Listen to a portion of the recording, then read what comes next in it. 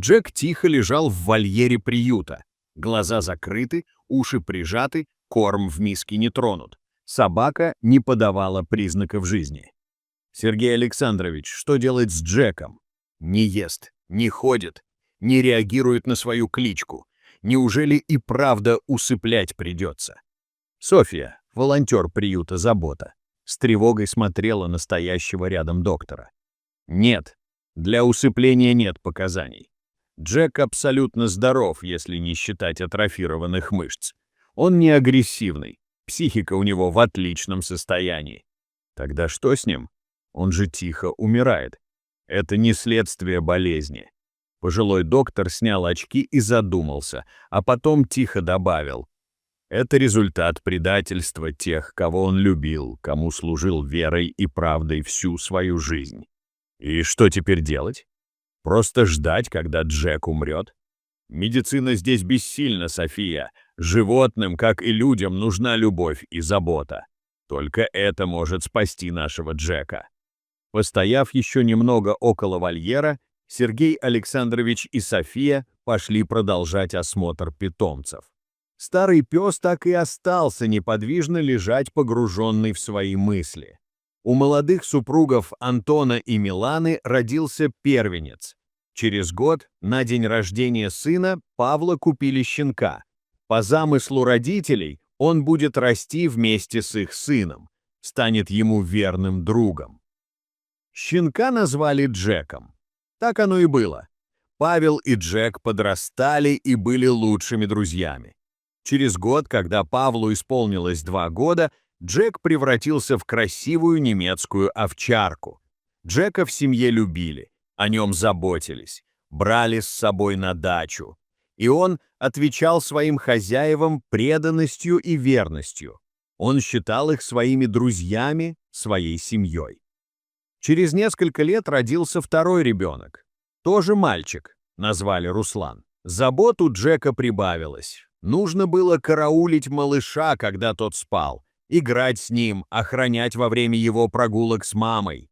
Но Джеку это нравилось. Он гордился, что ему доверяют маленького человечка. Годы бежали быстро. Павел вырос, подрастал, и Руслан. Джек превратился во взрослого матерого пса, который души не чаял в своих друзьях. Однажды Джеку пришлось проститься с Павлом. Парень окончил школу и уехал в другой город. Джек сразу почувствовал отсутствие своего друга. Выезды на дачу стали редкостью, сокращалась длительность прогулок. Ему все чаще приходилось напоминать родителям мальчиков, что нужно выходить гулять. Джек не понимал, что не так. Часами оставаясь один в квартире, он размышлял о том, как изменилось к нему отношение, и не мог понять, почему и за что. Он, как и прежде, был послушным псом, очень любил свою семью. Для него было праздником, когда они все возвращались домой. Джек встречал их радостным лаем, прыгал и носился по комнатам, выражая свою радость. Раньше за такое проявление чувств его никто не ругал, а наоборот, гладили, и дети бегали вместе с ним. Теперь на него почти не обращали внимания. Он мог целый вечер пролежать в углу комнаты, и никто его не звал и не подходил к нему. Обиднее всего, что младший друг Руслан вообще от него отдалился. Он позволял себе кричать на Джека, срывал на нем свое плохое настроение. Особенно часто он вел себя так после ссоры с родителями. Джек пытался разобраться в причине такого к нему отношения. Он ластился к Антону и Милане, но они, лениво проведя рукой по его спине, тут же отталкивали, указывая на его лежанку. Джек старался напроситься в компанию к Руслану, когда тот уходил гулять со своими друзьями, но парень сердито на него кричал и оставлял дома. Джек часами сидел перед закрытой дверью, ожидая, когда Руслан вернется домой.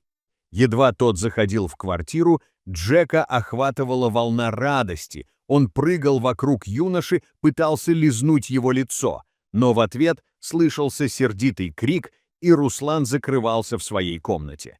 В такие моменты никто из членов семьи не обращал внимания на поникшего Джека. Никто ни разу не посмотрел ему в глаза, в которых были жгучая тоска, боль и немой вопрос «почему?», «за что?». Пес, опустив голову, уходил в свой угол, чтобы пролежать там весь вечер и всю ночь до утренней прогулки. Прошло какое-то время, и прогулки в парк, выезды на дачу совсем прекратились.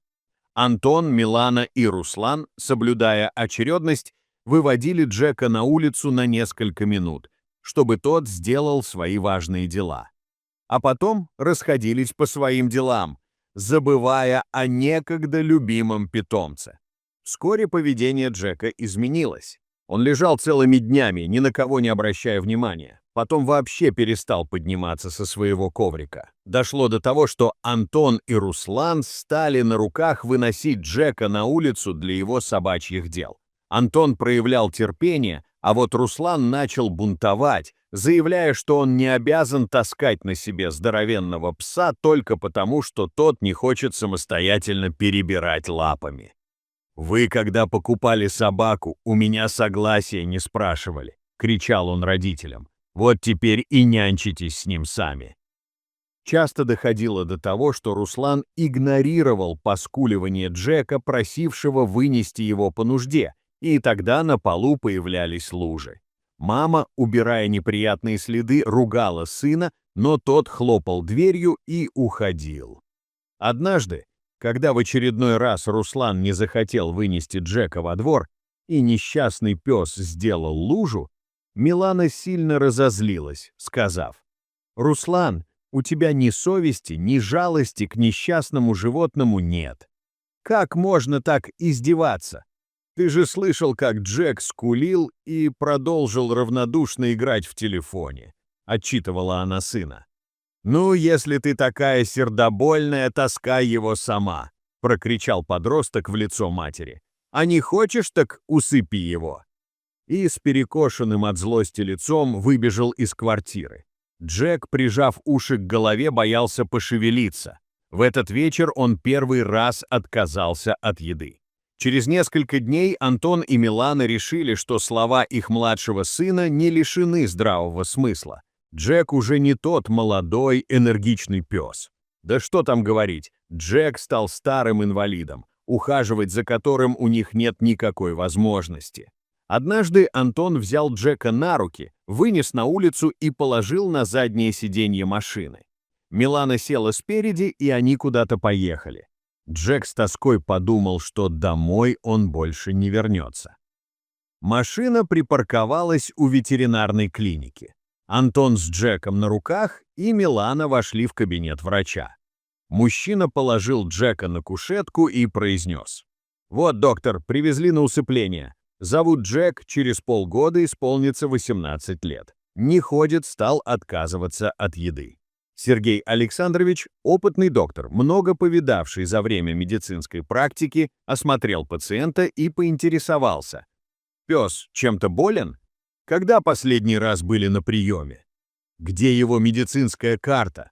Антон с Миланой растерянно переглянулись. «Вы нас не поняли», — вступила в разговор Милана. «Мы не знаем, чем болен Джек.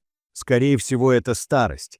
У нас нет возможности ухаживать за ним. Мы с мужем целый день на работе, детям, а на занятиях. Мы привезли, чтобы вы его усыпили. Или как это у вас называется? Вообще-то, чтоб вы знали, усыпление проводится по медицинским показаниям», — строго произнес Сергей Александрович. «А здесь никаких показаний нет». «Мы знаем», — сказал Антон. «Нам администратор уже объяснила.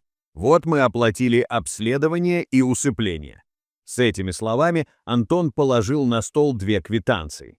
Сергей Александрович был настолько удивлен, что не сразу понял, как на это нужно реагировать. Воспользовавшись его замешательством, Антон и Милана покинули кабинет.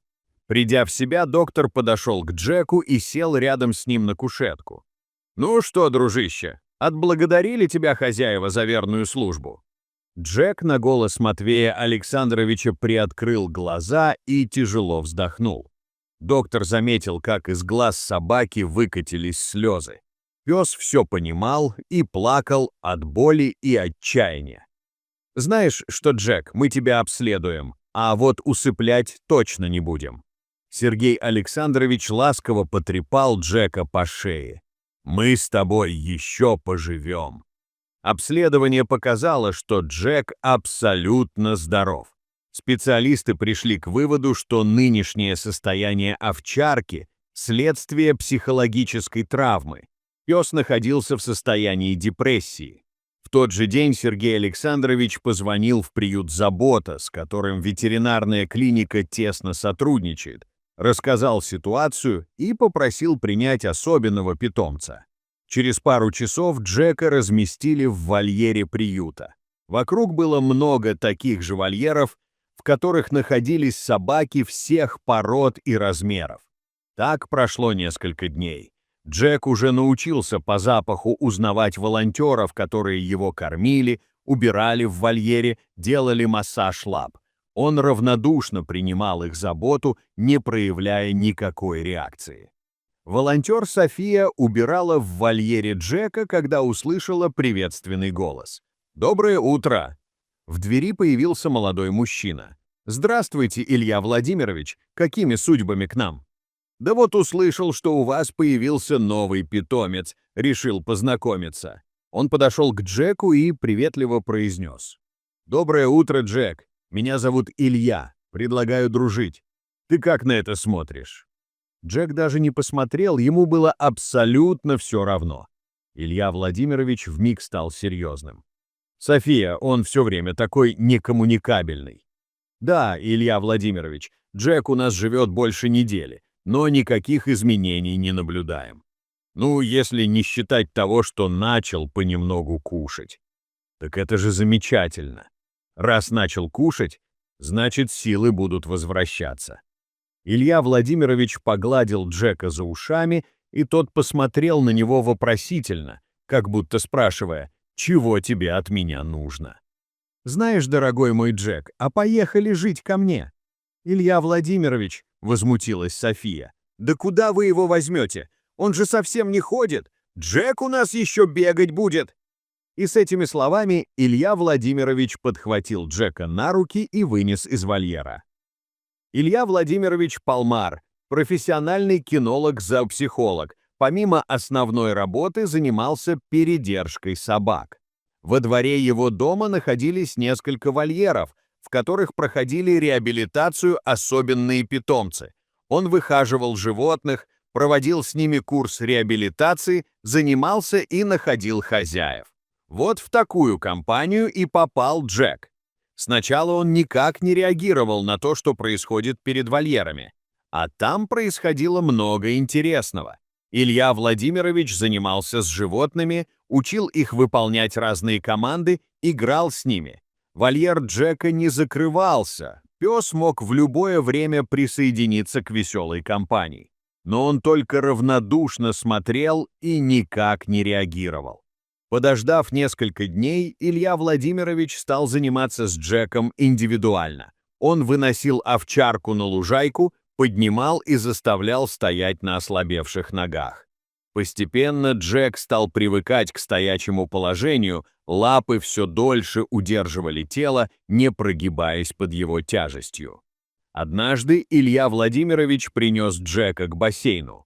«Ну что, дружище, будем учиться плавать», — весело сказал мужчина и вошел в воду, держа на руках собаку.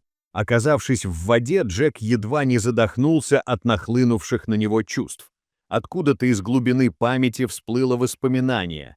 Пикник на берегу озера, они втроем, Павел, Руслан и он, купаются в теплой воде. От этого воспоминания у Джека непроизвольно задвигались лапы, и он поплыл. Илья Владимирович удивленно смотрел на собаку. Джек преобразился, его глаза ожили, в них появился пусть еще слабый, но огонек. «Молодец, Джек, какой ты молодец!» — подбодрил овчарку кинолог и поплыл рядом с ним. В этот день Джек долго не мог уснуть. После бассейна у него неожиданно проснулся зверский аппетит, и он с удовольствием съел все, что ему принес Илья Владимирович. А потом пес долго вспоминал, как он плавал в бассейне, как рядом с ним плыл его новый знакомый. Он незаметно подстраховывал еще слабого Джека, готовый в любой момент прийти ему на помощь. Джек это скорее даже не увидел, а почувствовал, и от этого ему стало спокойно, появилась уверенность. «Друг», — подумал Джек, закрыл глаза и уснул. Впервые за последние 1,5 года его сон был безмятежным. После бассейна Джека как подменили. Илья Владимирович видел, с каким упорством и самоотдачей занимается еще недавно безвольный пес. Медленно человек и собака шли к поставленной цели, одерживая одну маленькую победу за другой. Воспоминания о прежних хозяевах, боль и обида медленно, но верно уходили из памяти Джека. Их место занимало новое чувство. Дружба, возникшая между Джеком и Ильей Владимировичем, крепла каждый день. Было в этом человеке что-то такое, что заставило Джека забыть свое прошлое и захотеть продолжать жить. Через год Джек полностью восстановился. За это время Илья Владимирович пристроил всех своих подопечных. Вот только для Джека Илья Владимирович нового хозяина не искал. Не мог он предать того, кому сам предложил дружбу. Илья Владимирович вышел на крыльцо. Завидев в руках друга ошейник с поводком, Джек с радостью бросился к нему. «Ну что, дружище, прогуляемся до приюта. Посмотрим, кому еще нужна наша помощь». Джек ответил внушительным лаем. Они неторопливо шли по тротуару. Сильный, красивый Джек и Илья Владимирович, с улыбкой поглядывающий на своего друга. Окружающим, глядя на них со стороны, казалось, что они вместе всю жизнь, и только эти двое знали, что этой жизнью стал минувший год. Дорогие зрители, что вы думаете об этой истории? Расскажите, пожалуйста, в комментариях. А если вам понравилось это видео, то ставьте лайк и подписывайтесь на наш канал. До свидания.